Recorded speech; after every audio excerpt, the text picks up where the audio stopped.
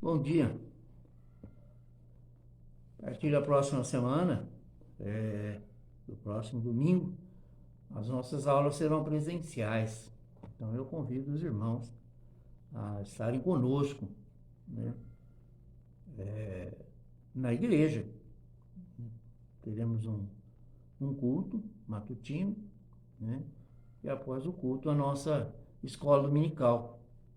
Convido todos a participar, a estarem presentes. Nós já estamos, a maioria de nós vacinados, e já podemos voltar a congregar, não é?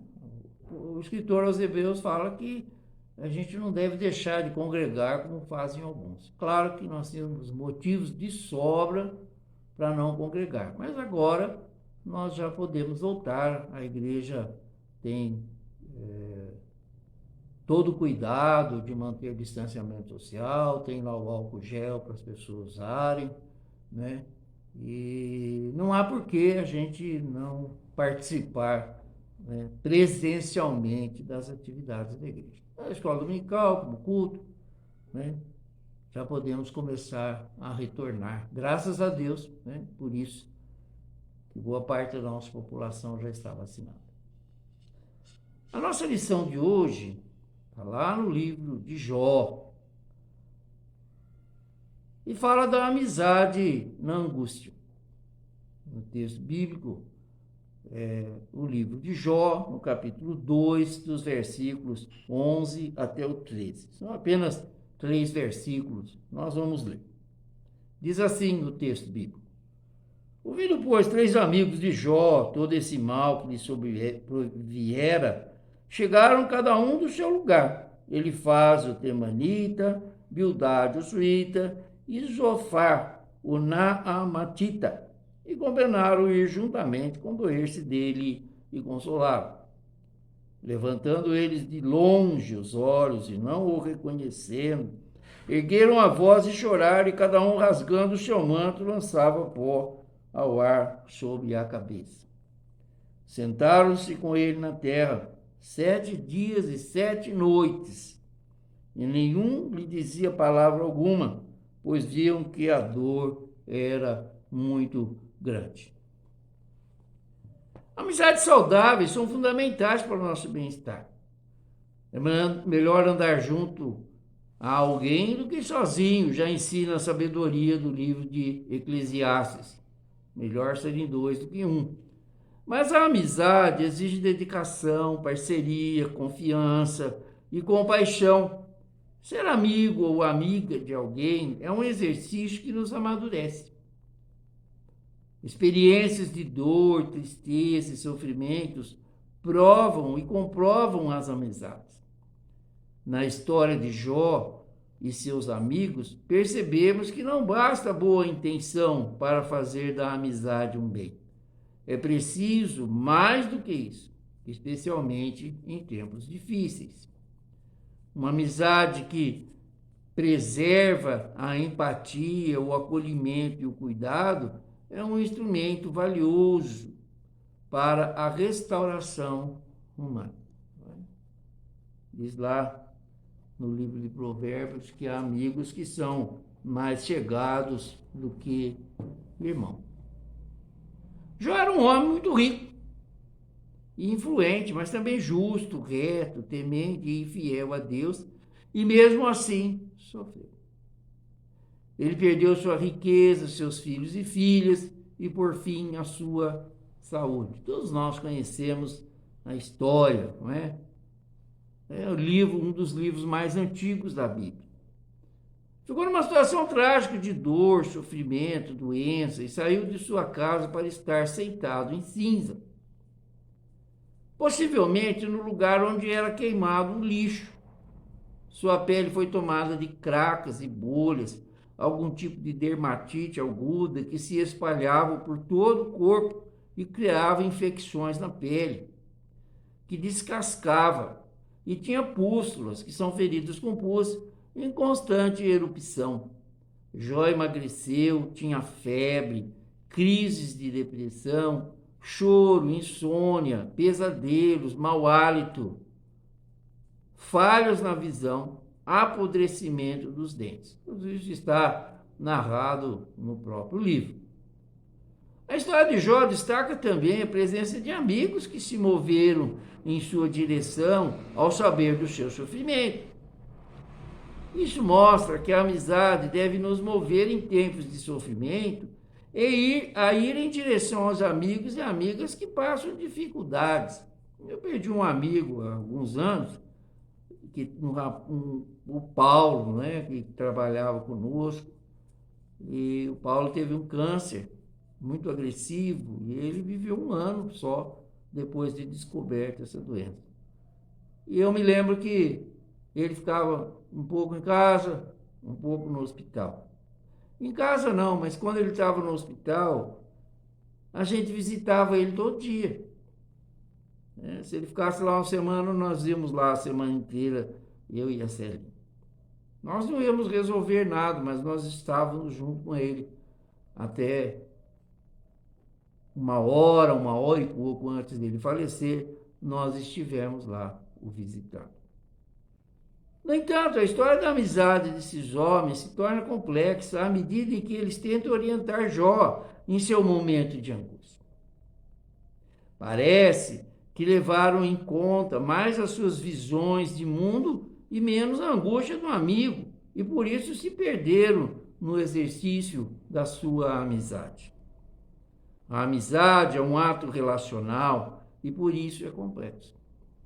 Envolve afeto, dedicação, confiança, intimidade, investimento de tempo, disposição para estar junto, vontade de partilhar acontecimentos e pensamentos, coragem de demonstrar sentimentos bons e ruins, sensibilidade, simpatia e compaixão.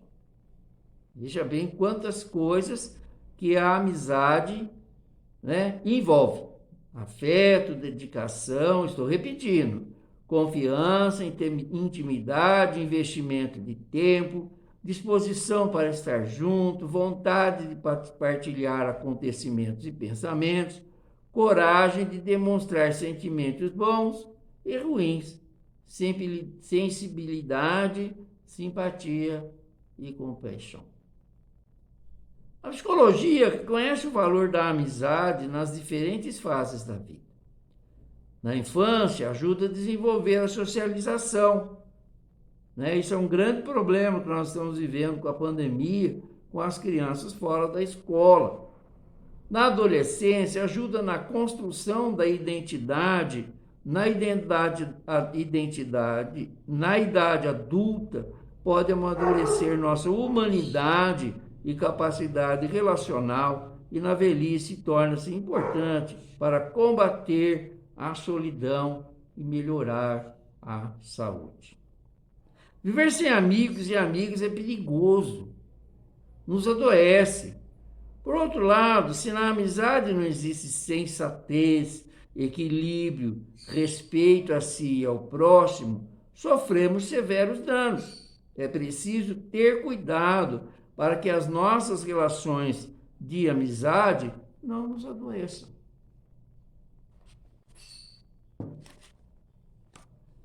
Se os amigos de Jó se apressaram em se chegar, eles não souberam como permanecer. Em tempos de sofrimento de um amigo ou amiga, não podemos apenas nos aproximar. É preciso saber como estar junto. A melhor maneira de permanecer é a compaixão, que deve ser encarada como uma atitude e não como uma emoção. Compaixão como atitude nos leva a estar perto e a sentir com e junto de quem sofre. Todo amor verdadeiro é compaixão, e todo amor que não for compaixão é egoísmo. Essa compaixão pode ser desenvolvida para ser compassivo. Precisamos insistir nessa atitude. Isso exige de nós um envolvimento. A compaixão pode ser um antídoto mediante a tentação de julgar quem sofre. Ela também pode nos ajudar a lidar com aquilo que nos incomoda ou nos confunde no sofrimento da outra pessoa. A constatação de que a pessoa justa também sofre trouxe confusão e desespero aos 3 amigos de Jó, que passaram rapidamente do consolo e solidariedade compassiva para o julgamento e a acusação. Precisamos ter cuidado com o que falamos em tempos de sofrimento alheio. Às vezes é melhor não falar nada. Na dúvida, não devemos lançar mão de textos bíblicos fora de contexto ou frases de efeito gospel. Isso pode piorar a situação. É mais verdadeiro assumir a nossa limitação, chorar junto e clamar àquele que realmente pode fazer algo. Deus, o nosso Senhor. Foi Deus que mudou a história de Jó, não os discursos dos seus amigos. Deus o protegeu e deu a ele condições de interceder e perdoar seus amigos. Nessa história, Jó aparece como alguém que alcançou a medida da estatura da plenitude de Cristo, que Paulo escreve aos Efésios, na carta aos Efésios, no capítulo 4, versículo 13. O principal tema do livro de Jó é sofrimento. É o sofrimento. Jó é o sofredor e encontra seus amigos nesse difícil tempo. Era uma novidade para o povo judeu a ideia de uma pessoa justa que cria em Deus passar por terríveis acontecimentos. Isso talvez explique por que seus amigos tiveram dificuldade de entender o que passava com Jó. Tiveram dificuldades, bem, a gente também teria, né? Quem já não se questionou sobre por que coisas ruins acontecem com pessoas boas, né? Eu já li um livro a respeito disso, né? Porque eu estava vivendo uma situação assim, mas também não ajudou muito, não, tá? Acabou que porque não agregou muito àquela situação que eu estava vivendo. Jó, no capítulo 2, do 11 ao 13, que nós lemos, destaca a chegada dos amigos, Elifaz, Bildade e Zofar. Em meio ao sofrimento, os amigos surgem para condoer-se e consolá-lo. Choram, rasgam seus mantos e lançam pó sobre a cabeça, expressando profunda tristeza pelo sofrimento do amigo. Você vê que é interessante, eles não foram pegar o Jó e levar para a igreja. Né? Não, vou levar lá para a igreja. Não, não fizeram nada disso. Né? Eles sentaram com Jó no chão, no mesmo lugar onde ele estava. Né? Jogaram pó sobre a sua cabeça do mesmo jeito que Jó estava. Sentam-se com Jó no chão e ficam em respeitoso silêncio de 7 dias e 7 noites. Esse era o tempo exigido de luto pela morte de alguém no judaísmo. Após o tempo de silêncio, e ainda que de forma controversa, os amigos reagiram porque desejavam a recuperação de Jó. Eles foram lá porque queriam que Jó se recuperasse. Vejamos as reações de cada um deles. Elifaz, vamos encontrar no capítulo 4 e 5, no capítulo 15, no versículo 22, a narrativa do que falou Elifaz para Jó. Ele é o primeiro a falar e é quem recebe a repreensão mais direta do Senhor. É legalista e moralista e representa a tradição bíblica rabínica. Ele começa questionando por que Jó, que havia encorajado tantas pessoas, agora estava desanimado. Também diante daquela situação, até eu, né, estaria desanimado. E prossegue dando a entender que não há sofrimento sem causa, e essa causa seria o pecado. Isso é um problema sério, a gente tem que tomar muito cuidado com o que fala para as pessoas, tá? Porque isso é muito complicado, tá? A gente já viveu uma situação dessa aqui na minha família e foi muito difícil. Chega a ameaçar Jó com o castigo divino e apela para que o amigo se reconcilie com Deus para receber o bem. Bildade, está lá no capítulo 8, no capítulo 18, no capítulo 25, tem um discurso mais duro que ele faz. Representa a tentativa de respostas ao sofrimento pela razão. Nem sempre a gente consegue entender pela razão. Né? Sua tese é simples: o sofrimento é para pessoas injustas. É uma acusação grave, porque Jó não era uma pessoa injusta. Diz que seus filhos de Jó morreram era porque haviam merecido e que Jó deveria ser grato por ainda estar vivo e ter a chance de arrepender-se. Ao invés de respeitar a dor do amigo, traz à tona o sofrimento a fim de embasar e mostrar a sua análise cruel e limitada. Conclui seu discurso dizendo que se Jó buscasse ao Senhor e fosse reto, tudo isso se resolveria, insinuando que Jó não estava buscando ao Senhor como deveria. A mulher de Jó falou para ele: amaldiçoa esse Deus aí que você serve e morre. Né? Diz o texto bíblico que em todas essa situação Jó não pecou contra Deus. E esse é o grande exemplo, né? Zofar é o último a falar. No seu discurso há muito lugar para a religião e pouco para a fé. Insiste no caráter inacessível da sabedoria de Deus e convida Jó a libertar-se do pecado para poder desfrutar das bênçãos divinas. Ah, meu Deus, se fosse isso a gente não seria abençoado nunca. Né? Na segunda parte de seu discurso, segue apontando o sofrimento como consequência do pecado diante da sabedoria de Deus. Vem de novo aqui, né, falar a respeito do sofrimento como causa do pecado. Ele faz Bildade e Zofar não souberam dizer o que era necessário. Seus discursos eram ligados ao modo limitado, como sentiam e viam a vida. Mas isso não desmerece o fato de terem se achegado para consolar Jó num tempo tão difícil. Por estarem equivocados nos discursos, foram repreendidos por Deus. Está lá no capítulo 42, versículos 7 e 8. Por outro lado, Deus se agradou de Jó e pediu a ele que intercedesse por seus amigos. Olha que situação. A oração foi ouvida e eles foram perdoados. Enquanto Jó orava, Deus mudou a sua sorte. Está no capítulo 42, no final do livro.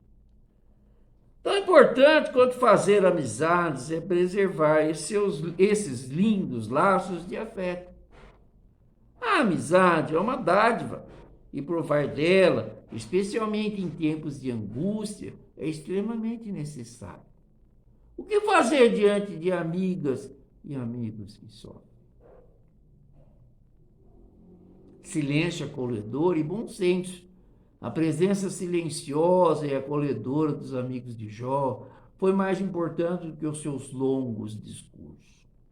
Muitas vezes, diante das situações difíceis, só estar presente com um silêncio acolhedor parece pouco, mas talvez seja o esperado por quem sofre. A ansiedade dos amigos de Jó em dar resposta ao sofrimento se apresenta em muitos cristãos e cristãs sinceros, dificultando o processo de cuidado que se manifesta na presença e na escuta. Os amigos foram honestos em seus discursos, mas tal honestidade foi completamente desprovida de empatia e bom senso. Quando você não souber o que falar, não fale nada. Né? Fique quieto. O bom senso nos ajuda a escolher o momento de falar e também o que dizer. Quem está sofrendo precisa mais da nossa escuta do que da nossa fala. E na multidão de palavras, diz a Bíblia, não falta transgressão. Em Provérbios 10, 19.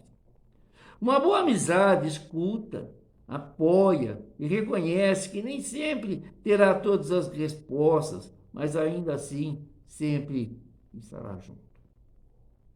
Fale pouco, mas fale bem. Evite utilizar o seu arsenal de textos bíblicos e conceitos teológicos, tentando achar que quem pecou ou quem errou, ou qual a melhor receita para sair do sofrimento. Né? Quem pecou para que ele nascesse cego? Perguntaram para Jesus. Mais importante que isso é se colocar ao lado da pessoa. Sensibilize seu coração, sua mente e seus ouvidos para sentir a dor que a pessoa está sentindo. E chorar com ela, se for preciso. Alegrai-vos com os que alegram, chorai com os que choram, escreve Paulo na sua carta aos Romanos. Não julgue a pessoa que sofre. Precisamos tomar cuidado com julgamentos e a visão limitada que às vezes temos da situação. Os amigos de Jó viam apenas seu exterior corrompido, doente, e concluíram que assim deveria estar o seu interior, em pecado. É preciso cuidado para não julgar, acusar e atribuir pecados às pessoas, especialmente àquelas que estão em grande sofrimento. Isso não significa ignorar uma atitude errada quando houver. No entanto, quando a dor é grande, o primeiro movimento é tirar a pessoa do sofrimento e não acusá-la de estar passando por aquilo. Caso a pessoa tenha feito algo errado, o movimento de ajudá-la a perceber o erro precisa acontecer quando ela estiver mais forte para ouvir. Não é naquele momento de fragilidade, né? Menos teoria e mais amor. Os amigos de Jó estavam tão preocupados em formular e embasar suas teorias acerca do sofrimento que se esqueceram do ser humano que sofria. De certo modo, os três amigos tentavam ressuscitar Jó de sua tragédia, mas eles estavam tão assustados e confusos com o sofrimento do justo que se perderam. Você não precisa ter todas as respostas, mas deve ter sempre muito amor. A amizade é maravilhosa em todo o tempo, mas especialmente em momentos de sofrimento, ela serve para consolar, proteger e restaurar. Boas amizades que não fazem julgamentos prévios, que mostram empatia verdadeira e acolhimento genuíno, são um bálsamo para qualquer pessoa. Né? Conversando uma vez, né, com o pastor José Ricardo, ele já não estava mais aqui, ele me falou assim: Nail, estou querendo tratar um assunto com você, porque a gente tem muitos conhecidos, mas os amigos da gente são poucos, e você é um deles. Né? Olha que bom, né? Você ouvir isso de alguém que você gosta, né? Que ele te considera um amigo. Às vezes a gente se surpreende com isso, né? Quando faleceu o meu amigo Flávio, a gente estava no velório e de repente uma das irmãs dele, a gente se conheceu quando eu era adolescente, eu conhecia toda a família, a mãe, as irmãs, tudo. Uma das irmãs dele saiu lá de dentro, né, do lado do caixão, e chegou perto de mim e disse: Nail, o meu irmão gostava muito de você. Ele sempre dizia que se um dia ele tivesse um buraco, a pessoa que daria a mão para ele seria você. Né? Eu fiquei muito feliz com isso, né? Até porque eu quis falar com ele antes de ele falecer. Eu já estava no ônibus indo para São Paulo, porque ele estava internado lá, quando a Celinha ligou no meu celular e disse: desce do ônibus, né? A gente estava saindo de Ribeirão, desce do ônibus porque eu faleci. Infelizmente, eu gostaria de ter falado com ele, mas não consegui. Mas fiquei feliz com isso, né? De saber que ele me considerava um amigo. Como é bom isso, né? Como é bom isso. Se tornar um amigo mais chegado com o irmão, está escrito lá em Provérbios 18, 24. É um desafio que exige compromisso e sensibilidade, capacidade de sentir compaixão e alimentar a esperança em toda e qualquer situação. Diante da dor alheia, não podemos falar demais e amar de menos. Diante do sofrimento, contamos com a graça e o amor de Deus que nos ajuda e nos convoca a ser canais de bênção na vida dos nossos amigos e amigas que sofrem. Este, com certeza, é um dos propósitos da amizade. Não abra mão dessa missão, né? Nós devemos ser canais de bênção na vida dos nossos amigos. O que podemos fazer para vencer a superficialidade e aprofundar nossas amizades, especialmente em tempos de sofrimento?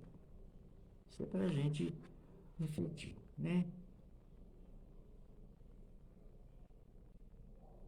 Vamos pensar, né, naquelas pessoas que nós consideramos amigas e orar por elas, mesmo que elas não estejam próximas. Às vezes não estão, né? Estão longe. Mas isso não diminui, né, a nossa amizade quando é verdadeira. Nós te agradecemos, ó Deus, pelos amigos que o Senhor colocou na nossa vida, no nosso caminho. Que a gente seja canal de bênção para a vida de cada um deles, não importa onde eles estão.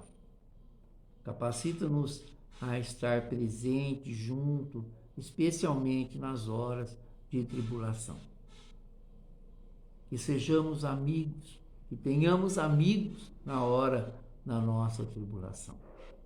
Nos abençoe, Senhor, ricamente todos os dias da nossa vida. Abençoe nossos trabalhos da igreja, esse propósito de estarmos retornando com a nossa escola dominical presencial e os demais trabalhos da igreja também.